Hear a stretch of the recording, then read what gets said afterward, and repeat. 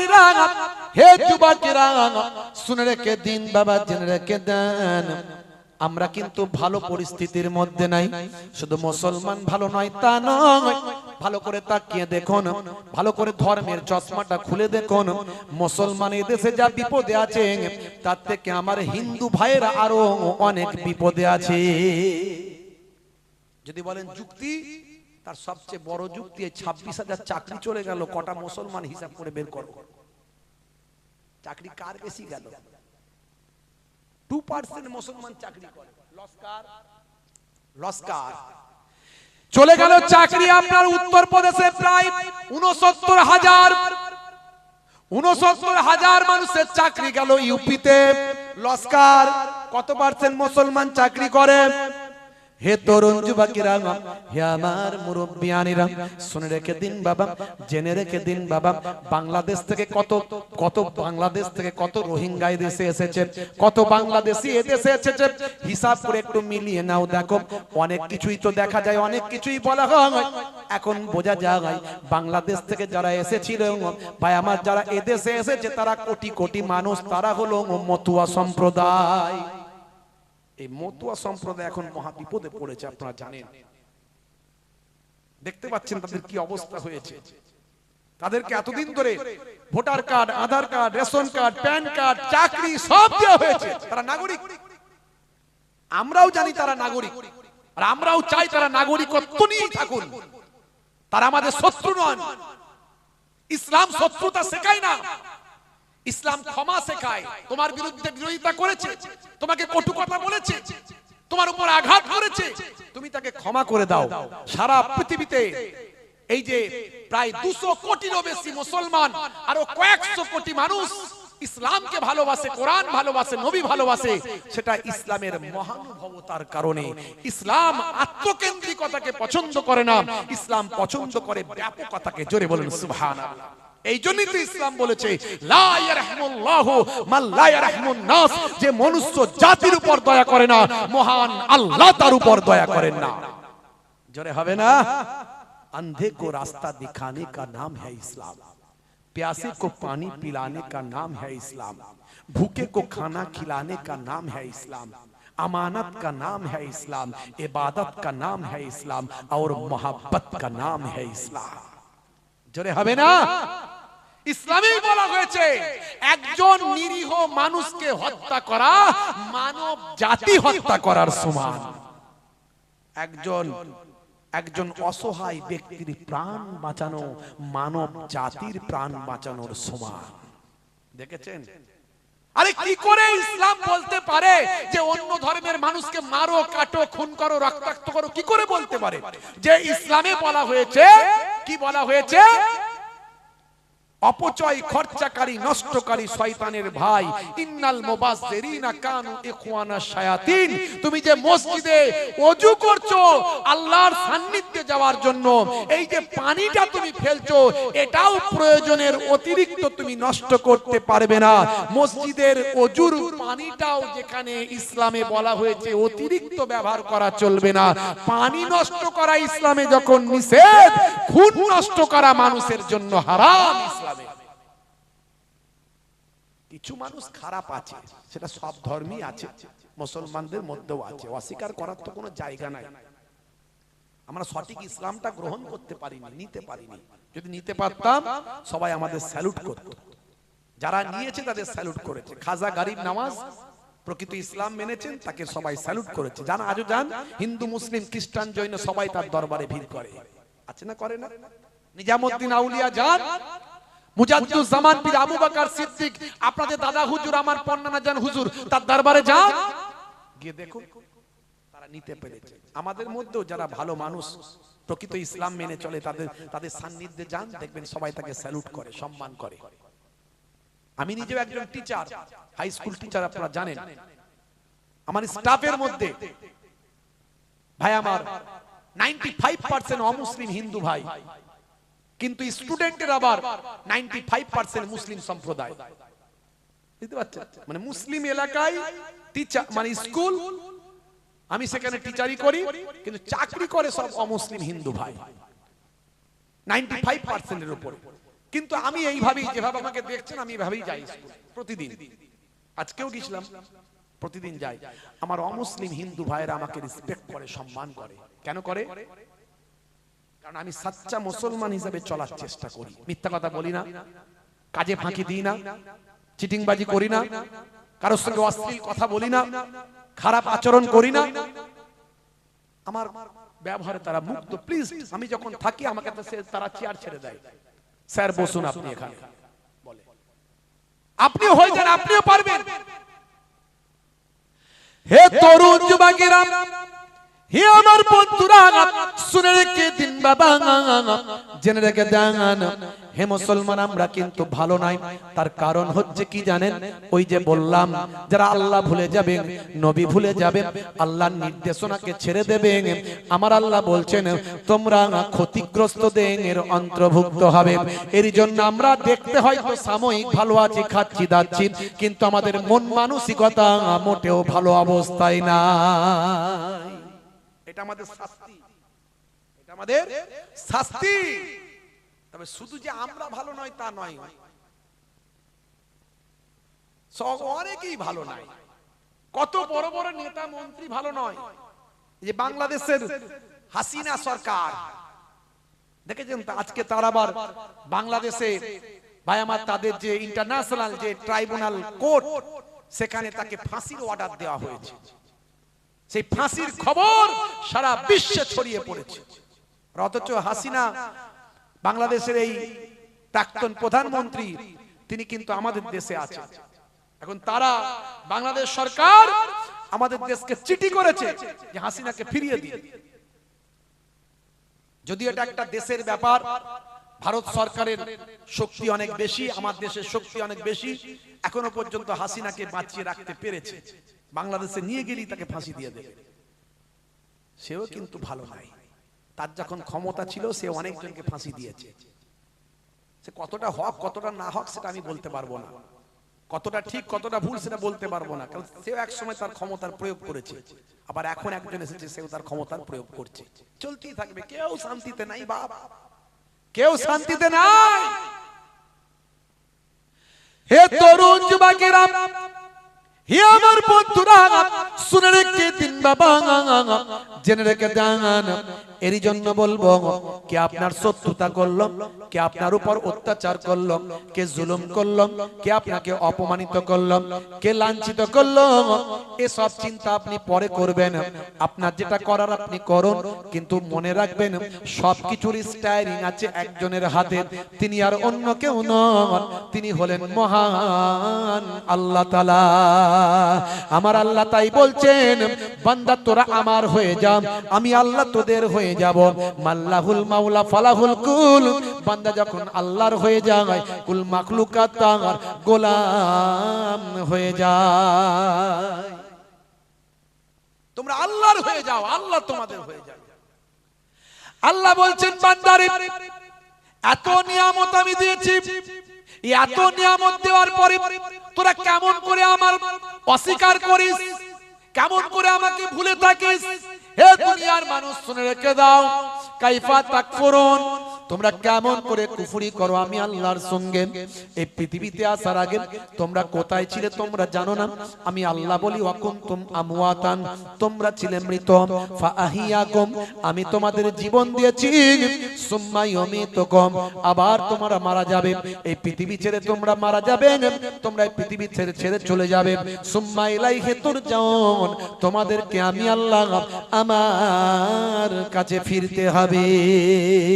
হে মানুষ শুনে রেখে দাও, জেনে রেখে দাও, কিসের অহংকার, কিসের তাকাব্বুরি? হে যুবক, কত মানুষকে তোমার সামনে মরতে দেখেছ, কত মানুষ তোমার সামনে মারা গেল, কত মানুষ হার্ট অ্যাটাকে মারা গেল, কত মানুষ অসুস্থ অবস্থায় মারা গেল, কত মানুষ অ্যাক্সিডেন্টে মারা গেল রে যুবক, কত মানুষের জানাজায় তুমি শরীক হলে, কত মানুষের কাফন দাফন তুমি পরানো দেখলে।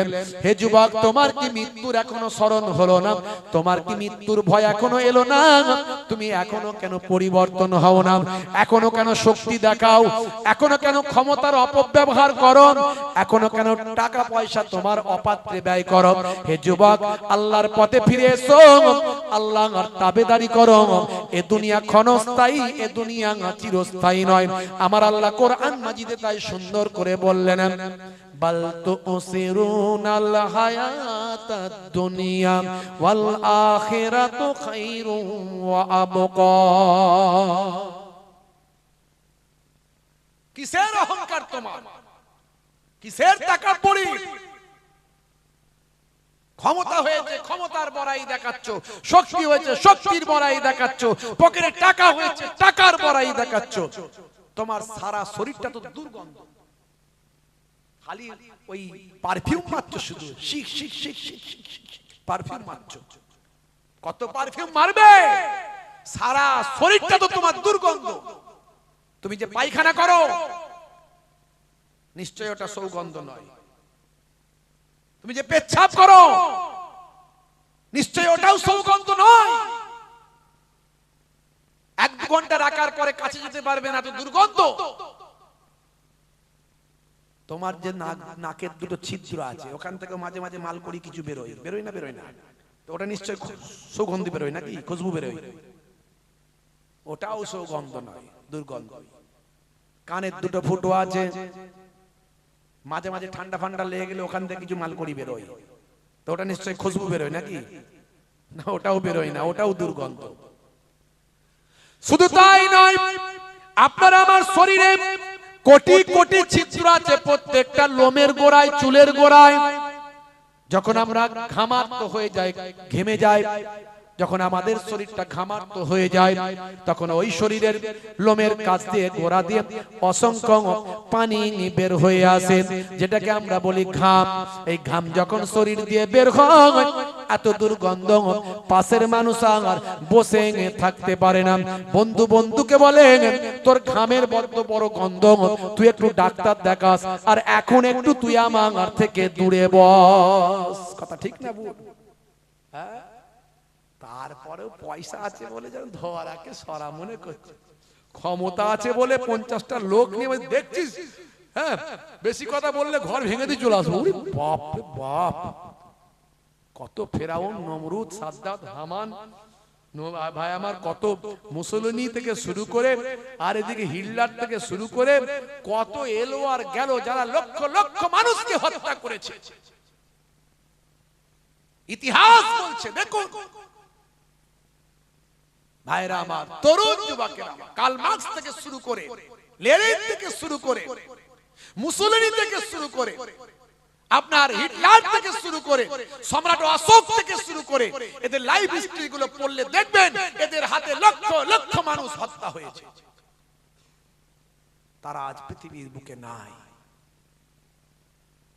আমাদের তো মোগল সম্রাটদের আমরা অনেক খারাপ বলি, আমার দেশের ইতিহাস বিকৃত করে তাদেরকে। ইন্টারন্যাশনাল ইতিহাসগুলো পড়লে দেখবেন মোগলরা এদেশে এসেছিল কিছু লুটে পুটে নিয়ে যাওয়ার জন্য, কিন্তু এদেশকে ভালোবেসে আর লুটে পুটে না নিয়ে গিয়ে এদেশেই তারা রয়ে গেল। এদেশকে উপহার দিয়ে চলে গেল। মোগল চলে গেল, তাজমহল রয়ে গেল।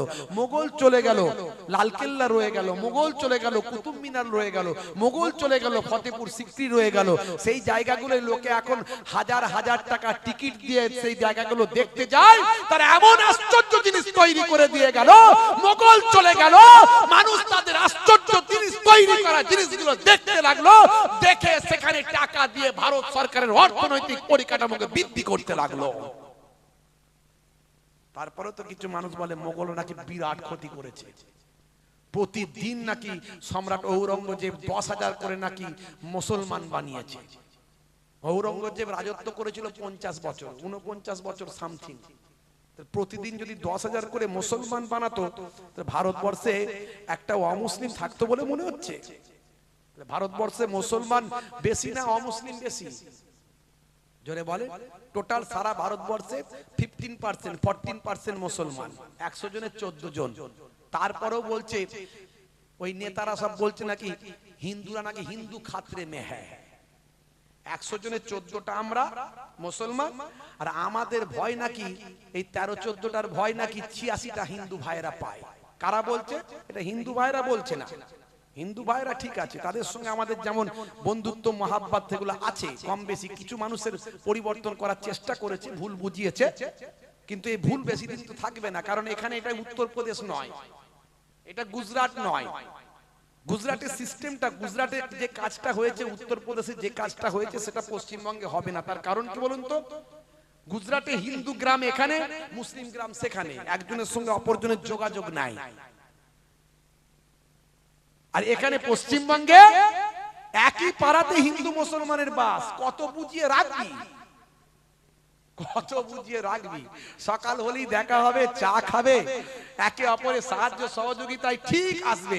এই তো বারাসাতে, এই বারাসাতে একটা মসজিদ, এই বারাসাতে একটা মসজিদ হিন্দু পাড়ায়, খবর নিয়ে দেখবেন হিন্দু পাড়ায় মসজিদ, একটাও সেখানে মুসলিম নাই, কিন্তু মসজিদ ঠিক চলছে, রং হচ্ছে, মাইকে আজান হচ্ছে। কারা দিচ্ছে, কারা পরিচালনা করছে? সব হিন্দু ভাইগুলো করছে। 1971 সালে যখন দেশ বিনিময় প্রথা হয়েছিল, যখন বাংলাদেশ স্বাধীন হলো, বিনিময় প্রথা যখন হয়েছিল, ওই জায়গার মুসলিম গুলো যারা বাস করতো তারা বাংলাদেশে চলে গিয়েছিল, আর বাংলাদেশ থেকে ওই জায়গায় হিন্দু ভাইয়েরা এসেছিল, চলে এসেছে এখানে। হিন্দু ভাইয়েরা সম্ভ্রান্ত পরিবার, যারা শিক্ষিত মানুষ হয়, তাদের অনেক দিমাগ আছে, বুদ্ধি আছে, তারা বলছে আমরাও তো মন্দিরে গিয়ে সেই প্রভুকে ডাকি, ঈশ্বরকে ডাকি, গডকে ডাকি, আর ওরাও মসজিদে এসে ডাকি, ডাকি তো সেই একজন কি রে বাবা, তো মসজিদে ভাঙবো কেন? থাক, প্রভুর ঘর আছে, থাক, ওটাকে আমরাই দেখভাল করব। দূর থেকে মুসলমানদের বলেছে তোমরা এসে এখানে নামাজ পড়বে। বারাসাত আজও আছে, দেখে আসবে, আমি গিয়ে দেখে এসেছি, আমি নিজেকে দেখে এসেছি। দূর থেকে মুসলমানরা এসে সেখানে নামাজ পড়ে, আর ওই হিন্দু পরিবারটি তারা রং করে, মাইক চালায়, আলো দেয়, লাইট দেয়, সবকিছু করে। আচ্ছা বলুন তো, তাহলে এই পশ্চিমবঙ্গে হিন্দু মুসলমানের দাঙ্গা হাঙ্গামা করানো যাবে? যাবে বলে মনে হচ্ছে? সম্ভব। নেতারা ফেল, ফেল হবেই হবে। ফেল হয়ে গিয়ে দেখবেন নেতারা এখন একটু মানে হতাশার বাণী বলছে, হতাশার বাণী। দেখবেন ওই যে নেতাগুলো এতদিন চিৎকার করছিল হিন্দু মুসলমান মানে এক্ষুনি মারপিট লাগিয়ে দিতে পারলে ভালো হয়, বলছে না, মনে হচ্ছে হবে না খুব একটা কাজ, বলছে। দেখো নিউজে বললাম, এই কদিন আগে মাত্র দেখলাম একজন হিন্দু ভাই, তার দুটো কিডনি খারাপ হয়ে গেছে, দুটো কিডনি খারাপ হয়ে গেছে, নিউজটা আমার কাছে রাখা আছে। পরিবারের ম্যাক্সিমাম কারোর সঙ্গে সেভাবে ম্যাচ করে না তার কিডনি, যদিও দু একজনের সঙ্গে ম্যাচ করছে, তারা কেউ কিডনি দেবে ভাই? কিডনি কেউ দিতে চায়? দেয় আবার, তারা দেবে না। হয়তো ব্লাড রিলেশন আছে, আত্মীয়তার মধ্যে হচ্ছে, কিন্তু দিচ্ছে না কিডনি। তার বন্ধু ছিল, বন্ধু যখন জানতে পারলো, বলে তুই আমাকে বলিস নি কেন, এত বড় কেস, চ একবার আমারটাই টেস্ট করে দেখি যদি লেগে যায়। ডাক্তারখানায় গেল, গিয়ে দেখছে খোদার কি শান, এটাই আল্লাহর ইচ্ছা, বন্ধুর কিডনির সঙ্গে, মুসলিম বন্ধুর কিডনির সঙ্গে ওই হিন্দু ভাইয়ের কিডনির যে অ্যাডজাস্ট, যে ম্যাচ, সেই ম্যাচ করে যাচ্ছে। দুজনের চোখ দিয়ে অশ্রু ঝরছে। বন্ধু কি বলছিস? চিন্তা করিস না, তুই মরবি না, আমার কিডনি তোকে দেব, আমার দুটোর জায়গায় একটা হলেই চলবে, আমার থেকে একটা তোকে দেব, তুই আমার বন্ধু, আর এটাই আমাদের কালচার। আমার কিডনি তোর ভিতরে গিয়ে বেঁচে থাকবে, আমার বন্ধুত্ব বেঁচে থাকবে। এইটাই হলো বাংলা, এটাই হলো রামকৃষ্ণের দেশ, এটাই হলো স্বামী বিবেকানন্দের দেশ, এটাই হলো পীর আবু বকর সিদ্দিকের দেশ। এটা যোগীর দেশ নয়। আমরা শ্রী রামকৃষ্ণ পরমহংসদেবকে স্যালুট করি, আমরা স্বামী বিবেকানন্দজিকে স্যালুট করি, আমরা যোগীকে করি না। যোগীর গেরুয়াটা স্বামী বিবেকানন্দের গেরুয়া নয়, যোগীজির গেরুয়া স্বামী বিবেকানন্দজির গেরুয়া নয়। গেরুয়াকে সম্মান করি, গেরুয়া হলো ত্যাগের প্রতীক। ওই গেরুয়া, যে গেরুয়াটা স্বামী বিবেকানন্দজি পড়েছেন, তিনি বলেছেন হাড়িমুচি চন্ডাল ভারতবাসী আমার ভাই। কোন ধর্মীয় বিভাজন করেনি, হিন্দু মুসলমানের লড়াই করেননি, তিনি সম্প্রীতির বার্তা দিয়েছেন, জীবে প্রেম করার কথা বলেছেন। জীবে প্রেম করে যেই জন, সেই জন সেবিত ঈশ্বর, তিনি বলেছেন ভাইরা আমার। আর ওই যোগীজি বলেছে, যোগীজি কি বলেছে? মুসলিম মহিলাদের নাকি কবর থেকে তুলে ধর্ষণ করো। ছি ছি ছি ছি ছি ছি, এরা ধর্মগুরু, এরা ধর্মগুরু। কিছু আমাদের মুসলিমদেরও আছে, বাংলাদেশ থেকে মাঝে মাঝে ভিডিওগুলো দেখি, খুব উগ্র।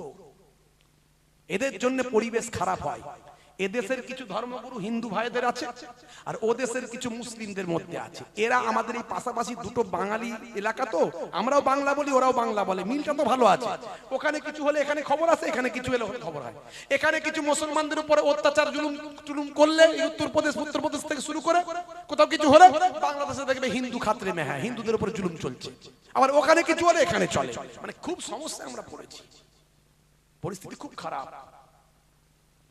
ভাইরা আমার, তরুণ যুবকেরা আমার, ছেলেদেরকে শিক্ষিত করুন, বাচ্চাদেরকে শিক্ষিত করুন, পড়ান পড়ান। কোন চক্রান্ত কাজ হবে না, ভয় পাওয়ার কোনো কারণ নাই। আমরা হিন্দু মুসলমান যেমন মিলেমিশে ছিলাম, আছি এবং থাকবো। চক্রান্তকারীরা চক্রান্ত করে আমাদের মাঝখানে বিভাজন করার চেষ্টা করছে। তারা বোঝানোর চেষ্টা করছে এই যে ভারতবর্ষে 14টা মুসলমান আছে, 14%, এটা 86% মুসলমানের জন্য, হিন্দুদের জন্য বিপদ। তারা বোঝানোর চেষ্টা করছে হিন্দু খাতরে মে হ্যায়, হিন্দু খাতরে মে হ্যায়, হিন্দু রাষ্ট্র চাই, হিন্দু রাষ্ট্র চাই। আমি বলি হিন্দু রাষ্ট্র নয়, কি এটা মুসলিম রাষ্ট্র? এটা কি মুসলিম রাষ্ট্র নাকি?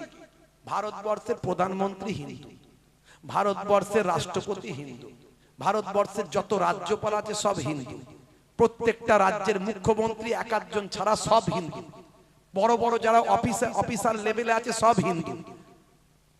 খাতায় কলমে তো করে দিলেই হয় হিন্দু রাষ্ট্র, আমাদের তো কোনো আপত্তি নাই। আমরা তো শ্রী রামকৃষ্ণ দেবের হিন্দু রাষ্ট্র দেখতে চাই, আমরা তো স্বামী বিবেকানন্দজির হিন্দু রাষ্ট্র হোক এটা চাই।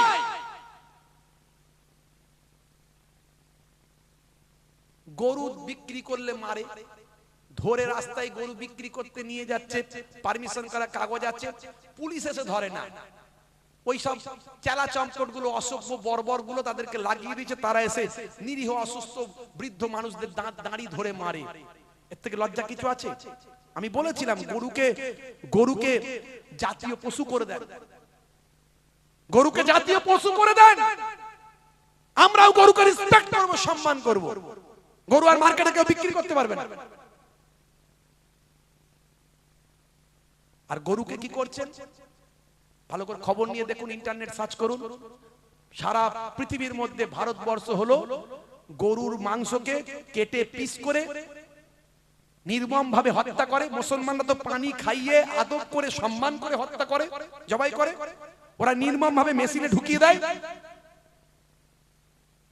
নির্মম ভাবে পানি না পান করিয়ে অসভ্যের মতো সেই গরুগুলোকে মেশিনে ঢুকিয়ে হত্যা করে সেই গরুগুলোকে বিদেশে প্যাকেট করে পাঠিয়ে দিচ্ছে। সারা পৃথিবীতে এই বিফ এক্সপোর্ট কোম্পানি যত আছে তার মধ্যে সবচেয়ে বিফ এক্সপোর্ট করা দেশসমূহের মধ্যে ভারতবর্ষ হলো 2 নম্বরে র‍্যাঙ্ক, মানে সবচেয়ে বেশি। ভারতবর্ষ এই দেশ থেকে গরু কেটে বিদেশে পাচার করছে, এই তথ্য জানা নাই? খবর নিন, ইন্টারনেট সার্চ করুন, গুগল সার্চ করুন।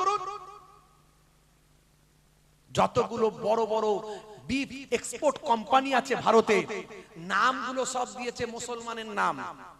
কত বড় 2 নম্বরই জালি পিস সব, খালি মানুষকে বোকা বানানো কাজে দেয়। আর প্রথম সারির মিডিয়াগুলো সব বিক্রি হয়ে গেছে, সত্য কথা তুলে ধরে না গদি মিডিয়া। আর আমাদের এই এতগুলো ইউটিউব দেখতে পাচ্ছেন, একটাও কাজের নয়, সব বেকার। এরা শুধু এসেছে 1.5 ঘন্টা করে ওয়াজ ছাড়বে, খাজা গরিব নামাজ পানির উপর দিয়ে উড়ে চলে গেল। খাজা গরিব নামাজ পানির উপর দিয়ে উড়ে চলে গেল, 1.5 ঘন্টার ওয়াজ। যে ওয়াজটা ছাড়লে, যে বক্তব্যটা দিলে আমাদের সমাজটা হেদায়েত হবে, উপকার হবে, হিন্দু মুসলমানের মধ্যে ঐক্য তৈরি হবে, হিন্দু ভাইরা বুঝতে পারবে মুসলমানরা তাদের শত্রু নয়। 14টা মুসলমান 96টা হিন্দুকে হত্যা করতে পারে না। যদি মুসলমানদের রাজা বাদশাগুলো সব খারাপ থাকতো, যদি ঔরঙ্গজেব প্রতিদিন বা প্রত্যেকদিন 10,000 করে মুসলমান বানাতো, তাহলে ভারতবর্ষে হিন্দু সম্প্রদায়ের মানুষ কখনো সংখ্যাগুরু থাকতো না। এগুলো বুঝাবে কে? গদি মিডিয়া তো সব বিক্রি হয়ে গেছে, তারা তো নেতাদের কাছে বিক্রি হয়ে গেছে। সাধারণ ভোলা ভালা হিন্দু মুসলমান মানুষকে ভুল বুঝিয়ে সমাজটাকে শেষ করে ফেলছে, ধ্বংস করে ফেলছে। আর আমাদের এত ইউটিউব, যাক আল্লাহ এদের তুলেছে, যে আমি দোয়া করি এরা অনেক তবু অনেক ওয়াজ নাসিহাতের কাজটা করছে, কিন্তু শুধু এটা করলে হবে না বাপ, তোমাদের আরেকটা করে চ্যানেল করো, সেখানে কাটিং ভিডিও 10 মিনিট করে দাও, 15 মিনিট করে দাও, ওটা নিউজ হিসেবে কাজ করবে। আরো কতগুলো নিউজ চ্যানেল আমাদের তৈরি হয়েছে, ও যে যার পার্টির কাছে বিক্রি হয়ে গেছে, সেই পার্টিরই শুধু নিউজ করে, সাধারণ মানুষের কথা তুলে ধরে না। খুব সমস্যা হয়ে গেছে ভাইরা আমার, তরুণ যুবকেরা আমার। সম্রাট ঔরঙ্গজেব 49 বছর রাজত্ব করেছিল। সম্রাট ঔরঙ্গজেবের আমলে 22% অন্যান্য যত রাজা বাদশা আকবর হুমায়ুন থেকে শুরু করে ভাই আমার খুব বেশি হলে 22% হিন্দু ভাইরা সেই বাদশার অধীনে তারা বিভিন্ন দপ্তরে চাকরি করত, কিন্তু সম্রাট ঔরঙ্গজেবই একমাত্র ব্যক্তি যিনি 22 থেকে 32% পর্যন্ত অমুসলিমদের চাকরি দিয়েছিলেন। অনেকে প্রশ্ন করেছিল আপনি এটা কি করে করছেন, আপনি মুসলিমদেরকে বেশি দিচ্ছেন না কেন? তখন তিনি বলেছিলেন ধর্ম ধর্মের জায়গায়, কর্ম কর্মের জায়গায়। আমি কাজ দেখি, কাজের জায়গায় ধর্ম দেখি না। ধর্মটা ধর্মের জায়গায় থাকে, কর্মটা কর্মের জায়গায় থাকে। যে কাজের মানুষ তাকে আমি কাজে লাগাই, তারা উপযুক্ত বলে তাদের আমি এই জায়গায় নিয়ে এসেছি। 32% বাড়িয়েছিলেন, জিজ্ঞাসা করবেন। বালাজি মন্দির, বালাজি মন্দির সম্রাট ঔরঙ্গজেব তার জায়গা দিয়েছিলেন বালাজি মন্দির করার জন্য। নিশ্চয়ই তিনি 12টা মন্দির ভেঙেছিলেন। তার সময় 50,000 মন্দির ছিল। ভালো করে শুনুন, ইন্টারনেট সার্চ করবেন পাবেন। মানুষকে ভুল বোঝালে তো হবে না। ওই গদি মিডিয়ার কথা শুনে বিশ্বাস করলে হবে না। সব গদি মিডিয়া বিক্রি হয়ে গেছে। এদের একটাই কাজ, মানুষকে বোকা বানাও, ঝগড়া লাগাও। ঝগড়া লাগালে আর কিছু দিতে হবে না, চাকরি দিতে হবে না, ব্যবসা দিতে হবে না, ইনকাম দিতে হবে না, মানুষ কোনো প্রশ্ন করবে না। এদের এটাই কাজ। এরা মরলে বুঝতে পারবে মহান স্রষ্টার কাছে এদেরকে দাঁড়াতে হবে, সেদিন ক্ষমা হবে না, এরা ক্ষমা পাবে না। সম্রাট ঔরঙ্গজেব 12টা মন্দির ভেঙেছিলেন। শুধু মন্দির ভেঙেছিলেন এটা বলা হয়। কটা মন্দির ভেঙেছিলেন? 12টা মন্দির ভেঙেছিলেন। তার রাজনৈতিক কারণ ছিল। কি কারণে ভেঙেছিলেন জানবেন ভালো করে। 12টা মন্দির ভাঙলেও অসংখ্য মন্দির তিনি নিজে তৈরি করে দিয়েছিলেন। শুধু মন্দির ভেঙেছিলেন তা নয়, ওটা বলা হয় মসজিদও ভেঙেছিলেন, এটা অনেকে জানে না। ভালো করে জানবেন, অনেকগুলো মসজিদ তিনি ভেঙেছিলেন। মহারাষ্ট্রে তাজিয়া হয়েছিল, তাজিয়া, হাই হাসান হাই হোসেন, এই মিছিল করতে গিয়ে বহু মানুষ মারা গিয়েছিল। ওই তাজিয়া বন্ধ করে দিয়েছিলেন। সম্রাট ঔরঙ্গজেবের কাজগুলো আপনাকে জানতে হবে। শুনে রাখুন, সম্রাট ঔরঙ্গজেব সম্পর্কে যদি আপনি জানেন, আপনি বুঝতে পারবেন তিনি এমন একজন মানুষ ছিলেন, তিনি রাজকোষের অর্থ কোনোদিন ভক্ষণ করতেন না। তিনি বই লিখতেন, কেতাব লিখতেন, সেই কেতাব মার্কেটে বিক্রি করাতেন, সেখান থেকে অর্থ ভক্ষণ করতেন। আর মাথার টুপি, এই টুপি নিজে হাতে তৈরি করতেন, সেই টুপি বিক্রি করে সেই টুপি দিয়ে অর্থ চালাতেন। রাজকোষের অর্থ তিনি ভক্ষণ করতেন না। এটা আমি বলছি না, ভারতের প্রথম সারির মিডিয়া পর্যন্ত লিখেছিল। যখন ওই ঔরঙ্গজেব রোডটা চেঞ্জ করা হচ্ছিল, তখন আমার বাংলার বড় বড় মিডিয়াগুলো এই তথ্যটা দিয়েছিল, সেটাও আমার কাছে রাখা আছে। বানানো গল্প বলছি না, একটু কথা বেশি উত্তেজিত হয়ে বলে ফেলছি আসলে, বুঝতে পারছেন তো? কারণ এমনি মানুষজন ফাঁকা ছিল, যাকে একটু এসে বসে মোটামুটি হয়েছে, ম্যানেজ হয়েছে। হ্যাঁ, তার উপরে পরিবেশ পরিস্থিতি যা চলছি, আমরা খুব খারাপ লাগছে আমাদের সমাজের অবস্থা দেখে। ভাইরা আমার, কি কথা আপনাদের বলবো আমি, একটা উদাহরণ দিলে বুঝতে পারবেন। এই যে দিল্লি বিস্ফোরণ হলো, এই দিল্লি বিস্ফোরণে কি দেখানো হলো? প্রথম দিনেই দেখা গেল 4-5 জন মুসলমানদের বড় বড় ডাক্তারদেরকে অ্যারেস্ট করা হলো। তাদের সবাই আবার মুখে এত বড় বড় দাড়ি। আর প্রথম সারির মিডিয়াগুলো এমন প্রচার করলো, এমন ভাবে প্রচার করলো প্রথম সারির মিডিয়াগুলো, গদি মিডিয়াগুলো, 1 ঘন্টা ছাড়া ছাড়া আপডেট, 1 ঘন্টা ছাড়া ছাড়া আপডেট। আর শুধু ছবি দেখাচ্ছে, নাম দিচ্ছে, ছবি দেখাচ্ছে, নাম দিচ্ছে। 86% হিন্দু ভাইদেরকে বোঝানোর চেষ্টা করছে বারবার, এই দাড়িওয়ালা টুপিওয়ালা এই মুসলিমরা, এরা ডাক্তার হোক আর যাই হোক, সব কারা জঙ্গি। আমরা কি বুঝি না? এটাই বোঝানোর চেষ্টা করছো। এর মধ্যে রাজনীতি, বিভাজন, হিন্দু মুসলমানের বিভাজন করতে পারলি ভোটে টিকে থাকবো।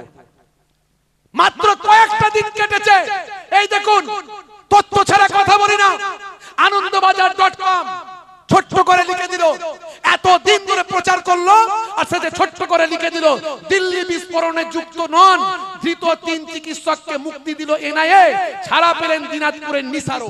4 জন যে ডাক্তারকে অ্যারেস্ট করেছিল তাদেরকে সবাইকে ছেড়ে দেওয়া হলো এবং বেকসুর খালাস, তারা কোনো দোষী নয় বলে প্রমাণিত হয়ে গেল। যখন দোষী নয় বলে প্রমাণিত হচ্ছে তার আগে তাদের অনেক বড় সর্বনাশ হয়ে গেছে। তারা রেপুটেড পারসন, শিক্ষিত মানুষ, তাদের অনেক অসম্মান হয়ে গেছে, সারা দেশের কাছে সারা বিশ্বের কাছে তাদেরকে জঙ্গি বানানো হয়ে গেছে। এখন আর বড় বড় করে হেডিং করা হচ্ছে না সব মিডিয়াতে, এখন ছোট্ট করে আনন্দবাজার.com ছোট্ট করে লিখে দিয়েছে ওরা দোষী নাই, ওদের ছেড়ে দিয়েছে। দেখুন 3 লাইন লিখে দিয়েছে। এর জ্বালা কোথায় রাখবো, কাকে বোঝাবো, এর দুঃখ কার কাছে শোনাবো, কে শুনবে? এই কথাগুলো বলি বলে আমাদের শত্রু কিন্তু অনেক ভালো চোখে দেখে না। কেন বুঝিয়ে দিচ্ছি, কেন এভাবে বলছি, কেন এভাবে টান দিয়ে ওয়াজ করলে সে ভালো, যে ভালো ওয়াজ করতে পারে, মানে গলে গেলে বলে দিয়ে চলে গেল, ম্যানেজ হয়ে গেল, গালাগালি করে দিল, কিস্তি কিস্তি করে দিল, উগ্র উগ্র ভাষা বলে দিল, তাকে লোকে বলবে, ওরাই তখন দেখাবে গদি মিডিয়া, দেখেছো মুসলমানদের বক্তাগুলো কত উগ্র, এরাও জঙ্গি। আর তথ্য দিয়ে যুক্তি দিয়ে বুঝিয়ে দিলে ওদের চোখে ভালো নয়, তার মানে মানুষকে পরিষ্কার করে দিচ্ছে, হিন্দু মুসলমানের মধ্যে মেলবন্ধন তৈরি করে দিচ্ছে, যেটা ওদের পছন্দ নয়। এটা একটা দিলাম, আরো দেখবেন 7 বছর জেল খেটে বেকসুর খালাস 4 নিরীহ মুসলিম। মিডিয়া নিউজ দেখুন, পেপারে বেরিয়েছে। 7 বছর জেল খাটার পরে সে বেকসুর খালাস। এই 7টা বছর কেউ ফিরিয়ে দেবে? আমার দেশের আইন আছে যে 7 বছর তার যে জীবনটাকে নষ্ট করা হলো, এর জন্য তাকে রিটার্ন দিতে হবে, 7 বছরের সুদে আসলে তাকে অর্থ দিতে হবে, এবং ভারতবর্ষের সবকটা মিডিয়ায় 3 দিন ধরে প্রচার করতে হবে। আচেরা আইন কেউ জানতে পারলো না। 7 বছর জেল খেটে কোন রকমে এলো, সে তো অসুস্থ হয়ে গেল, মরার মতো অবস্থা হয়ে গেল। আরো দেখবেন, কত দেখবেন সন্ত্রাসী সন্দেহে, শুধু সন্দেহ করে সন্ত্রাসী সন্দেহে 23 বছর জেল খাটার পর, 23 বছর, কত বছর? 23 বছর শুধু সন্দেহ করে 23 বছর জেল খাটার পর বেকসুর খালাস পেয়েছিলেন নিসার আহমেদ। মিডিয়া পেপারে দিয়েছে, ছোট করে দিয়েছে। আর দেখবেন কটা বলবো, তথ্য ছাড়া কথা বলেন, ডকুমেন্ট সব আছে, ডকুমেন্ট সব রাখা আছে। কত দেখবেন সব আছে, কত দেখবেন। এই যে কেরালা 5 মুসলিম man discharged by NIA court in explosive Caesar case after 13 years. Caesar case যেটা হয়েছিল 13 বছর পর তারা মুক্তি পেল কেরালায়। 13 বছর তাদের যে চলে গেল, তাদের সন্তান, তাদের কারবার, তাদের ব্যবসা, তাদের চাকরি, তাদের ইজ্জত, তাদের সম্মান, তাদের রেপুটেশন কেউ ফিরিয়ে দেবে? মামলা করলে 13 বছরের সুদে আসলে দেবে না। ভাইরা আমার, শুধু মুসলমান বিপদে নাই, দেশ কিন্তু বিপদে আছে। 26,000 চাকরি গেল, কটা মুসলমান? 69,000 চাকরি গেল উত্তরপ্রদেশে, কটা মুসলমান? ধর্মের চশমা যদি না খুলতে পারো, যখন ধর্মের চশমা খুলবে তখন দেখবে সংবিধান বদলে গেছে। সংবিধানে যে তোমার অধিকারটা দেওয়া ছিল, সেই অধিকারটা আর নাই, আর কোনো কিছু বলার জায়গা থাকবে না তখন। আর চিৎকার আমিও করতে পারবো না তখন আমি চিৎকার করলে আমাকে সে অ্যারেস্ট করে চলে যাবে। এখন আমার ডকুমেন্টস আছে, আমাকে নিয়ে গেলেও 2-10 দিন, 20 দিন, 1 মাস, 2 মাস, 5 মাস পরে ছাড়তে হবে, ছোট করে লিখতে হবে নির্দোষ প্রমাণ হয়েছে। কারণ আমি কোনো অন্যায় করিনি, আমি যা বলছি অন ক্যামেরা বলছি, উইথ এভিডেন্স বলছি। আমি একজন টিচার লোক, আমি পীরের আওলাদ, দুদিক থেকে পীরের আওলাদ, ছোট হুজুরের নাতি, ফুরফুরা শরীফের লক্ষ লক্ষ মানুষ আমাদের ফলোয়ার্স। মায়াপুর পিননগরী হুজুরের পোতা আমি, যার অন্ত্যেষ্টিক্রিয়ায় 15 থেকে 20 লক্ষ মানুষের জামায়াত হয়েছিল, বিভিন্ন নিউজে খবর হয়েছে। ইন্টারনেট খুলবেন, আমার প্রায় 30,000 বক্তব্য আছে। আমাকে নিয়ে গিয়েও জোর করে আটকে রাখলে আলাদা কথা, প্রমাণ দিয়ে আটকে রাখতে পারবে না, কিন্তু সেদিন আমি আর কথা বলতে পারবো না, আইন তখন পাল্টে যাবে। হে তরুণ যুবকেরা, হে আমার বন্ধুরা, শুনে রেখে দিন বাবা, জেনে রেখে দেন। হে মুসলমান একটু লক্ষ্য করুন, হে তরুণ যুবকেরা একটু খেয়াল করুন, আজ থেকে প্রতিজ্ঞা করুন, সাচ্চা মুসলমান হয়ে যাবেন। সাচ্চা মুসলমান যদি আপনি হয়ে যান, তাহলে দুনিয়াতেও কামিয়াবি পাবেন আর আখিরাতেও কামিয়াবি পাবেন। সাচ্চা মুসলমান যদি আপনি হয়ে যান, আপনি নবীর সুন্নতকে মেনে চলবেন। সাচ্চা মুসলমান যদি হয়ে যান, আপনি সাচ্চা দেশপ্রেমিক হবেন। হে তরুণ যুবকেরা, যারা মুসলমানরা এই দেশের জন্য জীবন দিয়েছেন, তারা প্রকৃত সব সাচ্চা মুসলমান ছিল। হে তরুণ যুবকেরা, আজও ইন্ডিয়া গেটে গিয়ে আপনি একবার দেখে আসুন দিল্লিতে। সেখানে গিয়ে দেখবেন আমাদের ভারতের স্বাধীনতা সংগ্রামে ইংরেজদের বিরুদ্ধে লড়াই করেছিল যে সমস্ত বিপ্লবীরা, তাদের নামগুলো সেখানে ভাই আমার খোদাই করে লেখা আছে। আমি নিজেও সেখানে গিয়েছি। সেখানে গিয়ে আপনি দেখে আসবেন, কিছু কম বেশি ভাই আমার 93,000 স্বাধীনতা সংগ্রামীদের নাম আছে। হে দুনিয়ার মানুষ শোনো, মুসলমানরা এই দেশকে কেমন ভালোবাসে তার অনেক প্রমাণের দরকার না, একটা প্রমাণই যথেষ্ট। এই 93,000 সামথিং স্বাধীনতা সংগ্রামীদের নাম ইন্ডিয়া গেটে আজও লেখা আছে খোদাই করে। সেখানে গিয়ে দেখে এসো, তার মধ্যে কিছু কম বেশি 63,000 মুসলমানের নাম। জোরে সুবহানাল্লাহ বলা গেল নি? আর জোরে বলা যাবে না? আর বড় প্রমাণ লাগবে মুসলমানরা দেশকে কেমন ভালোবাসে। কিন্তু বড় দুঃখ লাগে, এত বড় একটা দ্বিতীয় বৃহত্তম জনগোষ্ঠী মুসলমান ভারতবর্ষে বাস করে প্রায় 30 থেকে 40 কোটি। এই 40 কোটি মানুষের ভাবাবেগকে নিয়ে যেভাবে খেলা হচ্ছে, তাতে যে কোনো সময় ভয়ঙ্কর কিছু ঘটে গেলে আশ্চর্য হওয়ার কিছু নাই। মানুষ ঘুমিয়ে আছে, ঘুমন্ত বাঘ ঘুমিয়ে থাকে, কিন্তু বারবার লেজেতে খোঁচা দিলে তারও তো একটা রাগ আছে রে বাবু, নাকি? মিটুলি সাপেরও তো ভাই আমার ওই কামড়ানো দাঁতটা আছে। তখন কি করবে? তখন তার কোনো কথা বলে লাভ হবে না। অর্থাৎ আমাদের লিডারদের ভাবতে হবে তারা কোন পথে দেশটাকে নিয়ে যাবে। হে তরুণ যুবকেরা, হে আমার বন্ধুরা, হে আমার মুরব্বিয়ানেরা, শুনে রেখে দিন বাবা, জেনে রেখে দেন। হে মুসলমান, একটু লক্ষ্য করুন। আপনাদের মাঝখানে একটা ছোট্ট উদাহরণ দিয়ে শেষ করি। কষ্ট হচ্ছে আপনাদের? সবাই বলেন কষ্ট হচ্ছে? লোক তো ফাঁকা, যা কিছু যে এসে বসেছেন আমার কপাল ভালো, যে বলেটা এসে বসেছেন আলহামদুলিল্লাহ। কি বলছেন, শেষ করে দেবো না হবে? সবাই বলছেন। কারা কারা চান না হাত তুলে দেখান। সত্যি চান না? না চান? ঝোঁকে ঝোঁকে ঝোঁকে হয়ে গেছে। মানে অনেক ওয়াজ শুনেছেন তো, আর কত মনে রাখবেন, ঝোঁকে উঠে যাচ্ছে। কি কথা ঠিক না? মাশাআল্লাহ। এবার বলেন তো দেখি কারা কারা চান, হাত তুলে দেখান তো দেখি। নারে তাকবীর, নারে তাকবীর। মাশাআল্লাহ মাশাআল্লাহ। একটা ছোট্ট নমুনা দেবো, বেশি রাত করব না। এমনি প্রথম থেকে আমি বলেছিলাম দোয়া করে ছেড়ে দেবো, তা আপনারা এসে বসেছেন বলে কিছু কথা বলে ফেলছি। একবার মহাব্বতের সঙ্গে দরুদ শরীফ আল্লাহুম্মা সাল্লি আলা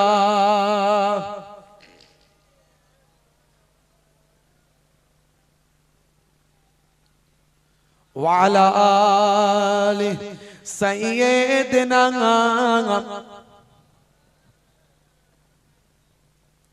আল্লাহুম্মা সাল্লি আলা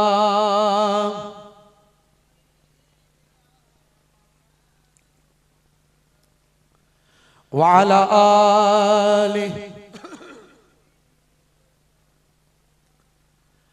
আইলাম মুহাম্মদ দরুদ সালাম, আইলাম মুহাম্মদ দরুদ সালাম, তুমি যে মনিব আমার, আমি যে গোলাম।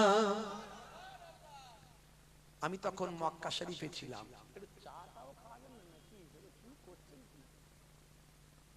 উফ আল্লাহ, জোশের মধ্যে পড়ে গেছে সব কিছু। মাশাআল্লাহ মাশাআল্লাহ, আল্লাহ কবুল করেন, আল্লাহ কবুল করেন। আমি তখন মক্কা শরীফে ছিলাম। মক্কা শরীফে ছিলাম, হঠাৎ করে আমাকে কিছু ছেলেপুলে ভক্ত ভালোবাসার মানুষ আমাকে নিউজ পাঠালো, হিন্দি নিউজ, বাংলায় নয়, হিন্দি। নবী দিবসের মাসে আমার নবীর শান মান ইজ্জত নিয়ে কিছু ছেলে শান্তি সম্প্রীতির বার্তা দিয়ে মিছিল করে। কি করে কি করে না, এতে শান্তি সম্প্রীতির বার্তা থাকে। নবী পাকের যে সমস্ত সামাজিক বার্তাগুলো, সেগুলো তারা ব্যানার তৈরি করে, শ্রমিকের গায়ের ঘাম শুকানোর আগেই তার মজুরি দান দিয়ে দাও। এই বার্তা কার? 1450 বছর আগে আমার আপনার নবীর। আজকেও সারা বিশ্বের বড় বড় লিডাররাই এই উদ্ধৃতিগুলো তারা দিয়ে থাকে। আরবের উপর অনারবের কোনো প্রাধান্য নাই, অনারবের উপর আরবের কোনো প্রাধান্য নাই। কে আরবের, কে অনারবের, কে মক্কার আর কে ভারতের, এটা বড় কথা নয়। যে ভালো হবে সে শ্রেষ্ঠ, যে যার মধ্যে আমল আছে, ইবাদত আছে, যে শ্রেষ্ঠ মানুষ সেই শ্রেষ্ঠ আল্লাহর কাছে। ও আরবের মানুষ বলে শ্রেষ্ঠ, মক্কার মানুষ বলে শ্রেষ্ঠ, আর তুমি এই বাড়িতে এই ময়নালির মানুষ বলে নিকৃষ্ট। না, এই বাণী, এই যে সবাই সমান সাম্যবাদের বার্তা 1450 বছর আগে আপনার আমার নবী দিয়েছেন। জোরে বলুন সুবহানাল্লাহ। আজকে সেসব কথাগুলোকে নিয়ে বড় বড় অথার পণ্ডিতেরা কত বই লিখেছে, কত কবিতা লিখেছে, কত প্রবন্ধ লিখেছে, কত শায়েরি তৈরি করেছে, কত পার্লামেন্টে তাদের বক্তব্যে তুলে ধরেছে। পুতিনের নাম শুনেছেন তো ভাইরা আমার? জি হ্যাঁ, রাশিয়ার ভ্লাদিমির পুতিন,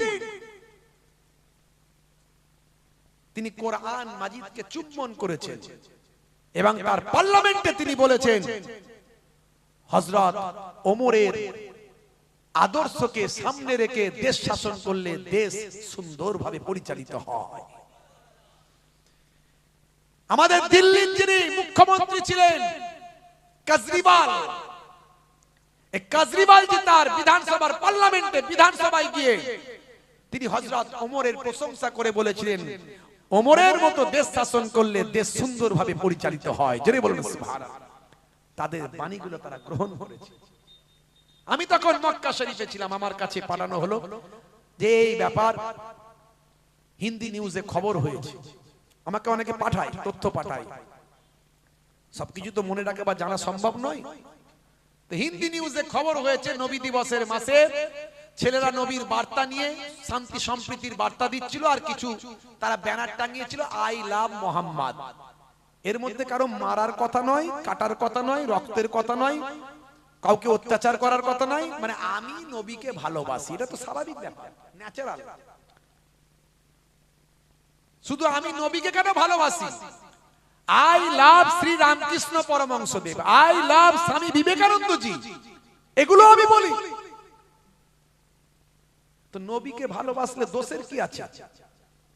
উত্তরপ্রদেশের যোগীজির সরকারের, যোগীজির পুলিশের আর হজম হলো না, তাদেরকে মারধর এটা ওটা করে 12টা বাজিয়ে জেলে ফেলে নিয়ে গিয়ে বুলডোজার বাবা তো নাম হয়ে গেছে, সে বুলডোজার দিয়ে ঘর বাড়ি ভেঙে কেস কাছারি দিয়ে 12টা বাজিয়ে দিল। কিন্তু আমাদের ইমানি দায়িত্ব আছে, যতক্ষণ ক্ষমতা আছে গলা না চেপে ধরে ততক্ষণ অন্যায়ের বিরুদ্ধে প্রতিবাদ করা আমার ঈমান। জোরে বলুন সুবহানাল্লাহ। আমি কাবা শরীফের সামনে তখন আমি এই বিরুদ্ধে প্রতিবাদ করলাম। তখন পশ্চিমবঙ্গের মানুষ কিন্তু কেউ জানে না, ঘটনা জানে না। প্রথম আমি প্রতিবাদ করলাম, করার পরে আমার বক্তব্য একদম দ্রুত গতিতে ভাইরাল হলো, পশ্চিমবঙ্গের সব মানুষের কাছে পৌঁছে গেল। তারপর পশ্চিমবঙ্গের বড় বড় আলেম, বক্তা, সুবুদ্ধি সম্পন্ন মানুষ, সমাজকর্মী, সোশ্যাল ওয়ার্কার, তারা দেখলো সত্যি তো এটা অন্যায় হয়েছে, প্রতিবাদ করতে হবে, তারা প্রতিবাদ করেছে। প্রথমে আমার বক্তব্যের পরেই সবাই প্রতিবাদ শুরু করেছে। আমি মদিনা শরীফে গেলাম, নবী পাকের রওজায়, সেখানে যাওয়ার পরে আমার মনটা বড় কষ্ট হলো। আমার নবীর সবুজ গম্বুজ দেখে, আহারে আমার নবী দয়ার নবী, মায়ার নবী, কোনদিন জাতি ধর্ম ভেদাভেদ তিনি করেননি, শান্তি সম্প্রীতির বার্তা দিয়েছেন। তিনি মানুষের দুঃখ দুর্দশায় বিপদে পাশে দাঁড়িয়েছেন, না খেয়ে অনাহারে থেকে অন্যকে খাইয়েছেন। আর সেই মহানবীর নিয়ে এত বড় অপমান, এত বড় কটূক্তি, আমার নবীর অসম্মান। আমার নবীকে নিয়ে একটু কবিতা লিখতে হবে। জানেন আমি একটু ভাঙাচোরা কবি, আবার একটু সময় পেলে 2-4 লাইন করে লিখে ফেলি। তা আমি সেখানে এই কবিতাটা লেখার, আইলা মুহাম্মদ দরুদুস সালাম, আইলা মুহাম্মদ দরুদুস সালাম, তুমি যে মনিব আমার, আমি যে গোলাম। জোরে হবে না? এটাও ভাইরাল হয়ে গেছে, প্রায় সবাই শুনে ফেলেছে। কেন লিখেছিলাম সেটা বললাম। আইলাম মুহাম্মদ দরুদুস সালাম, আইলাম মুহাম্মদ দরুদুস সালাম, তুমি যে মনিব আমার, আমি যে গোলাম। জোরে হবে না? আর জোরে হবে না? তোমারই ব্যানার দেখো ছিঁড়ে ফেলেছে, কত আশিকের দেখো জুলুম করেছে। তোমারই ব্যানার দেখো ছিঁড়ে ফেলেছে, কত আশিকের দেখো জুলুম করেছে। না জেনে না বুঝে অন্যায় করেছেন, না জেনে না বুঝে অন্যায় করেছেন। তোমার আশিকদের ইশক জেগেছে। জোরে হবে না? জোরে হবে না? এত সুন্দর কথা নিজে লিখে নিজে মুখে শোনাচ্ছি, তাও জোরে সুবহানাল্লাহ দিচ্ছেন না, তাহলে কি হবে বলেন দিন? আমাদের বিপদ আছে না? নাই বলেন, রাগ করবেন না, মাঝে মাঝে মজাক করে নিচ্ছি একটু। হ্যাঁ, পাবেন এরকম নিজে লিখে নিজে গাওয়া, কটা হুজুর গাইবে? হ্যাঁ, আং পাং তাং অনেক কিছু বলে দেবো, উড়িয়ে দেবো, এই করে দেবো, সেই করে দেবো, বলেই হলো না কি? কাজের জায়গায় কাজ করে দেখাতে হবে, কথা ঠিক না ভুল? হ্যাঁ, আর যে কাজ করে বলে কম, যে কাজ করে বলে কম। জি হ্যাঁ, তবে কাজটা হবে ন্যায়ের উপরে, সততার উপরে, হ্যাঁ, সংবিধানের উপরে, ন্যায্যতার উপরে, মানুষের জন্য, হিন্দু মুসলমান খ্রিস্টান জৈন সকলের জন্য। এর নাম ইসলাম। জোরে বলুন সুবহানাল্লাহ। জোরে হবে না? আর জোরে হবে না? ও গো নবী দয়াময় ক্ষমা করো, ওরা তোমায় চেনে না, রহম করো। ও গো নবী দয়াময় ক্ষমা করো, ওরা তোমায় চেনে না, রহম করো। তুমি কত দয়াবান, তুমি কত মেহেরবান, তুমি কত দয়াবান, তুমি কত মেহেরবান। মাইকেল জ্যাকসনও চিনেছিল।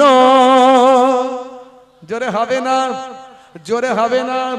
আইলাম মুহাম্মদ দরুদুস সালাম, আইলাম মুহাম্মদ দরুদুস সালাম, তুমি যে মনিব আমার, আমি যে গোলাম। আল্লাহুম্মা সাল্লি আলা। জোরে সুরে পড়েন, জোরে সুরে।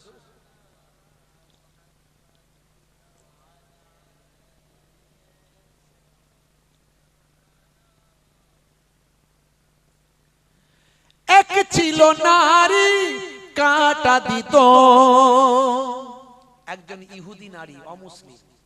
আমার নবীর সম্পর্কে তাকে এমন ভুল বোঝানো হয়েছিল, নবী খুব খারাপ, নবী অমুক, নবী তমুক। সে আমার নবী যে পথ দিয়ে যায়, সে পথে আগে থেকে লুকিয়ে কাঁটা বিছিয়ে দেয়। আমার নবী জানতেন, কখনো কখনো পায়ে ফুটেও যেত, বুঝতে পারতেন। তো একদিন আমার নবী বুঝতে পারলেন আজকে সে কাঁটা বিছায়নি। নবী মনে মনে করলেন তাহলে তো নিশ্চয়ই কিছু একটা অসুবিধা হয়েছে মনে হয়। তার বাড়ির খোঁজ খবর নিয়ে তার বাড়িতে গেলেন। আমি কলমে তুলেছি।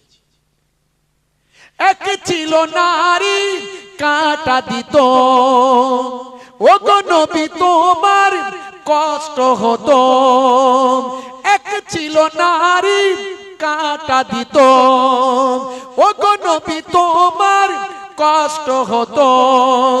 একদিন বিমারে ওই নারী পড়িলেন, একদিন বিমারে ওই নারী পড়িলেন। তুমি তাকে দেখিতে গেলে ওগো, হাই হাই নবী মুগ্ধ সবাই, হাই হাই নবী মুগ্ধ সবাই। ওই নারী ইমানের সাধটা জেনে পায়। জোরে হবে না? জোরে হবে না? আমার নবী যখন তার বাড়িতে গেল, সে বলে আরে বাপ রে বাপ, আমি যাকে কাঁটা বিছিয়ে কষ্ট দিই, সে আমি কেন কাঁটা বিছাইনি খোঁজ খবর নিতে আমার বাড়ি। মা তোমার কি ট্রিটমেন্টের ব্যবস্থা করব বলো। বলে কি বাবা মোহাম্মদ তুমি? বলে হ্যাঁ। আরে তোমার নামে এত অপবাদ, এত দুর্নাম, এত খারাপ, এত তুমি এইসব বলে আমার দেশের লোক, আর আমি তো দেখছি তুমি পুরো উল্টো, তোমার মতো মানুষ তো হয়নি আর হবে না। হ্যাঁ, বলে বাবা মোহাম্মদ আমি ভুল করেছি, আমাকে ক্ষমা করে দাও। বাবা কাঁদতে লাগলো, বাবা মোহাম্মদ আমাকে ক্ষমা করে দাও, আর তোমার শিষ্যা আমাকে বানিয়ে নাও, আমি তোমার আদর্শ নিতে চাই। জোরে বলেন সুবহানাল্লাহ। জোরে হবে না? আর জোরে হবে না? আইলা মুহাম্মদ দরুদ সালাম, আইলা মুহাম্মদ দরুদ সালাম, তুমি যে মনিব আমার আমি যে গোলাম, তুমি যে মনিব আমার আমি যে গোলাম। আল্লাহুম্মা সাল্লি আলা, জোরে সরে বলুন, জোরে সরে।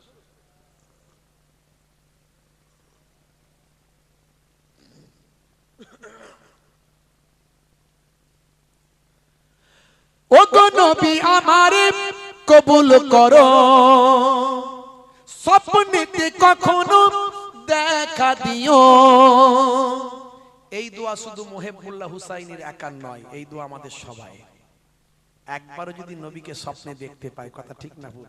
যে নবীকে স্বপ্নে দেখলো, আল্লাহর নবী বললেন সে সত্য দেখলো, কারণ নবী পাকের চেহারা শয়তান ধারণ করতে পারে না। শয়তান সব কিছু ধারণ করতে পারে, কিন্তু আমাদের নবীর চেহারা ধারণ করতে পারে না।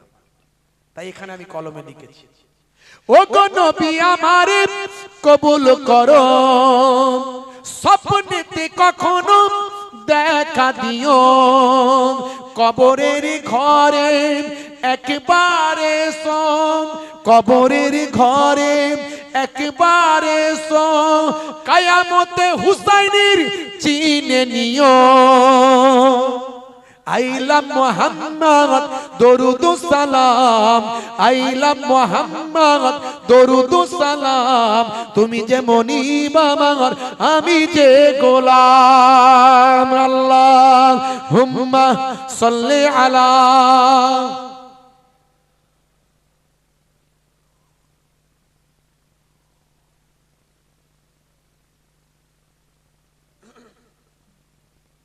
সংক্ষেপ করব ভাই আমার, একটা ছোট্ট নমুনা দিয়ে যাই।